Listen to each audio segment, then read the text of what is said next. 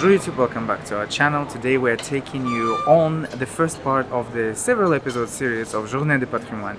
What is Journée de Patrimoine? This is the days of the heritage in France, all over the country, over the weekend, to check out the heritage in the country. So the first episode that we are doing right now is Banque de France, and we're going to be taking you inside into the historical bank. So, on y va!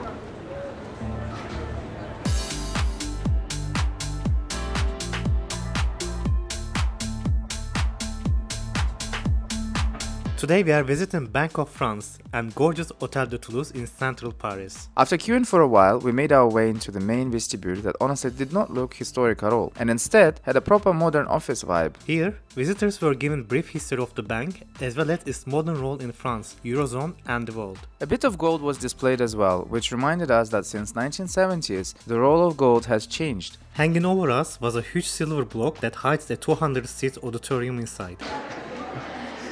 We are just so confused, we are trying to navigate ourselves. There are so many people. The history of Banque de France goes back to the year 1800, when it was created by a group of bankers at the instigation of Napoleon I. He gave the bank monopoly on issuing banknotes to be used all across the country. By 1808, the bank needed to find a place for its headquarters in Paris, and for that, an hôtel particulier called Hôtel de Toulouse fit perfectly. You see, this private mansion had recently been confiscated by the state after the revolution and therefore was perfect for the bank to move in.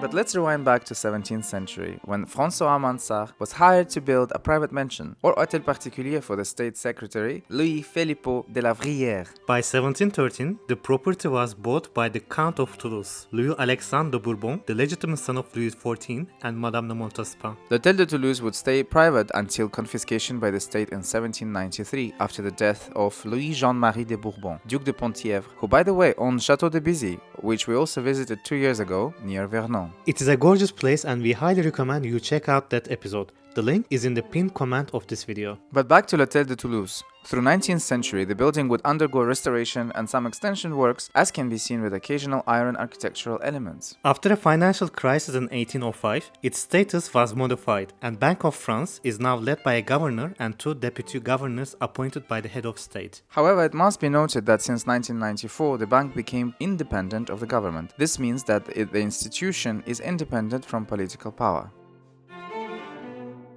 The most opulent part of the complex is indeed La Galerie Dorée, or the Golden Gallery. This space was sumptuously redecorated with gilded woodwork and stucco in the Rocaille style by the sculptor François-André Vassé in the years 1718 and 1719. By 1870 and 1874, the architect Charles Quesnel renovated the Golden Gallery as the vault was too damaged and had to be redone by Raymond and Paul Bals. When it came to the original paintings, all 10 that were dispersed during the revolution had to be replaced by the copies. Being here feels absolutely magnificent. At 40 meters long, 6.5 meters wide and 8 meters high, it's a monumental, sumptuous gallery that glistens with the Baroque spirit. The latest restorations of the gallery were as recent as 2015, and regular visits are organized. However, they are rare and must be reserved in advance. As we continued the visit, we passed by the different grand rooms and smaller offices, including the conference room and the office of the governor that hasn't changed place since 1811. Some of the woodwork reminded us of the private apartments of Napoleon I at Château de Fontainebleau, a palace we absolutely adore and often go back to. And if you haven't seen it yet, the link is in the description of this video. It is important to remember that l'Hôtel de Toulouse is not a museum and is still a functional part of the Banque de France, hence these rooms that are still used on a daily basis. It is a true privilege to be able to visit this place, and we highly recommend you do if you get a chance. So we just finished our visit.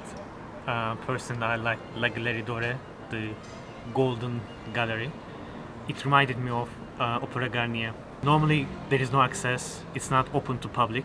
You need to make a reservation before you come because they don't allow. There was a chrono, there was a slot, so we had our slot in the morning. Now we are on our way to second visit. And if you enjoyed this visit, please give us a like and subscribe for more content about France, its incredible history and architecture. And until the next one, au revoir.